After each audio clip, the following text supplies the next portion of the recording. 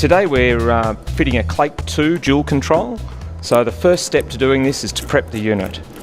What we do first is remove the lever stop bolt, and that's a 4mm Allen key. Then we remove the slave cylinder off the back of the unit, and this has three 2.5mm Allen keys. Okay, and then there's one 5mm Allen head screw at the top. And we remove this. Then grabbing the unit, we fold the levers outwards. Okay, next we fold the levers back into position, like so.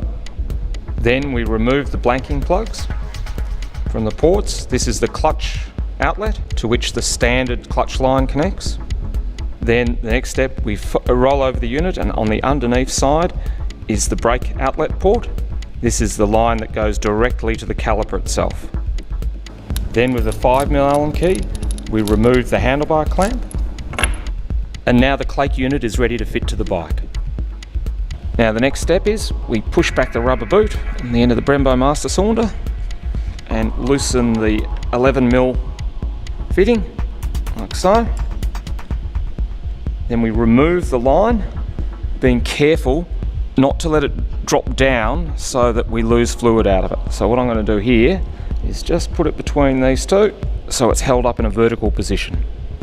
Now we're ready to remove the standard Brembo master cylinder. This is done with an 8mm socket. We just loosen that off like that. Okay, now using the blanking plug supplied in your Clake, we can reinstall this in the Brembo master cylinder and prevent dirt and moisture getting in. Do that up nice and tight. Now we simply install the Clake unit to the handlebar. Now with this, you must make sure the arrow on the clamp is facing upwards. And at this stage, we're just doing these screws up loosely so we can move the unit around on the handlebars to get it level. These handlebar clamps are designed such that the top bolt is designed to be tightened first, firmly, and that bottoms against the body and gives a more rigid structure, and then you can tighten the bottom one to give you the right tension. Okay, now sometimes with the clutch line you'll find that in the standard routing it's too short. You can see it won't quite reach the port there, so what we've got to do is cut all the cable ties holding the clutch line and reroute it so there's enough room. Now we tighten the clutch line fitting into the Clake body. We're using an 11mm again on this.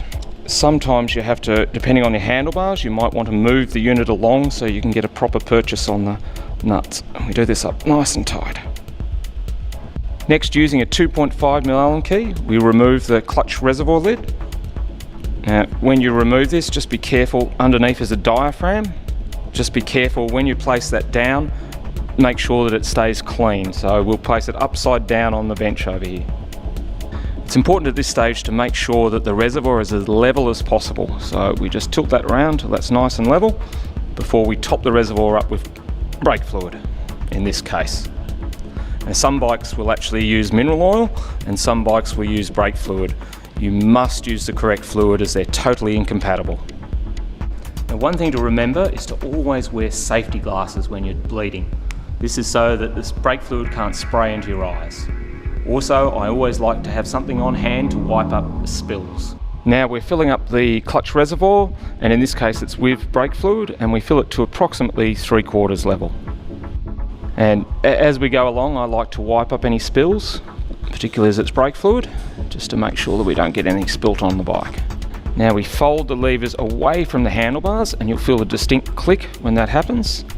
And then we loosen the clutch bleed screw. This is a 3mm Allen head. Just be careful not to drop the aluminium sealing washer that's underneath the cap head screw. Now with the bleed port open, we fold the levers back into position, and I carefully bring the clutch lever to the bars, then place my finger over the port and then pull the lever back to its rest position. This creates a vacuum and should start drawing the fluid in, so don't remove your finger immediately, just wait a few seconds to allow the fluid to come in. Now place your finger over the port again and then fold the levers out.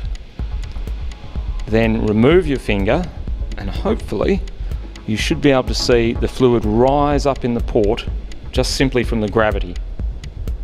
And now what we're doing is we're letting the fluid rise up, and you'll see a small bubble just came out then. So it pays to just let it rise up by gravity for say 30 seconds and just keep wiping it so it doesn't spill anywhere.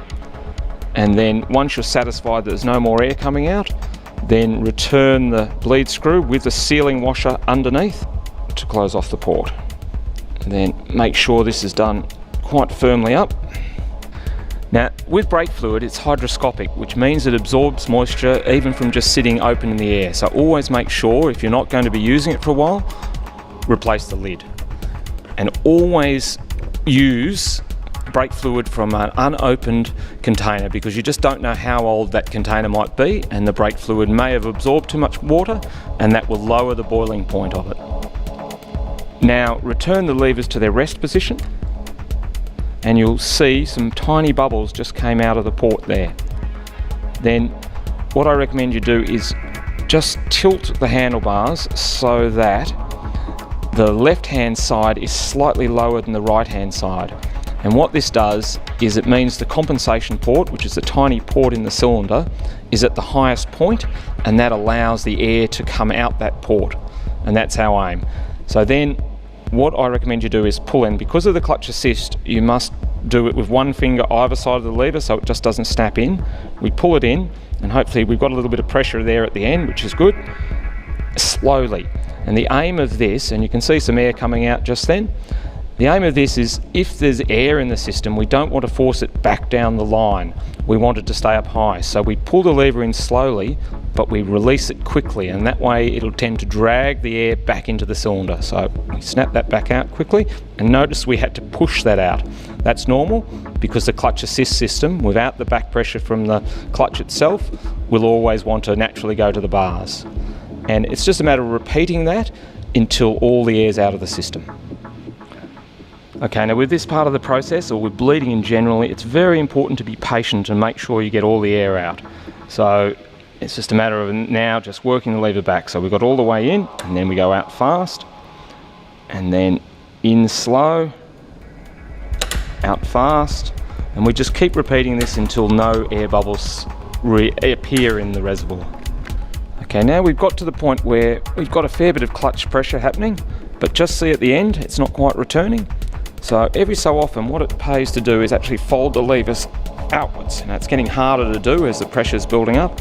And what this does is take the piston back past the port and helps you clear any air from the system. And then I just simply work the lever backwards and forwards from this point, not bring it back into position, and that'll get some more of the air out, hopefully. Now that we've got the clutch bled, what we do is top the fluid reservoir up, and I like to top it up to about 3 mil from the top. And in that way, when you return the reservoir lid to it, you'll find that the fluid will actually overflow, but in this way you're ensuring that there's no chance of air getting it in should you flip the bike up. So what I like to do is have something to mop up the excess fluid as it goes on, and then tighten this down. Okay, now one of the issues that can happen is that without the end cover, in the case of a standard Clake, or the actual slave cylinder in the case of a dual control, if you fold the levers out violently, sometimes the actual clutch pin can come out. And that's this little pin here. Now, should that happen, this must be returned to position with the ball going into the rocker arm like such. And then that goes in and into the piston. And then you just fold, while you keep your finger on there, just fold the lever back in, and it's all fixed.